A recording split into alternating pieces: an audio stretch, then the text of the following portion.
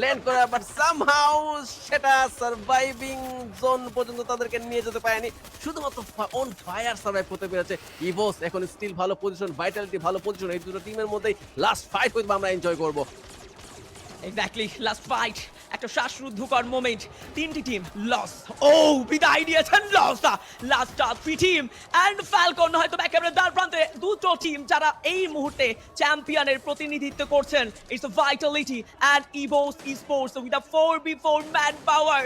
Falcon wait করছে শেষ প্লেয়ারের শেষ মুহূর্তের গল্পে, বাট ইভোস দা ভাইটালিটির দিকে এবার বেশ ক্ষিপ্ত। তারা জানেন যে এবার ভাইটালিটিকে ডমিনেট করতে পারলে পুইয়া আমাদের কাছে।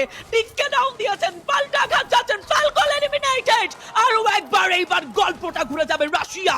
Back to back sniping charge সামনে থাকা প্লেয়ারের দিকে। Vitality eliminated the champion team. It's ইভোস sports. Wow, it's the congratulations moment. EVOS Esports, the World Cup 2025, the champion team. It's the EVOS Esports. What a finish out. It's a cheer up moment. EVOS and EVOS Esports and nothing else. এটা তারা deserve করে, তারা পেয়েছে, তারা ছিনিয়ে নিয়েছেন। আজকের eSports World Cup 2025 একটা নতুন হিস্টোরি ক্রিয়েট করেছে এন্ড EVOS সেই হিস্টোরির মূল নাম। বলা তো লাগবে হচ্ছে জোন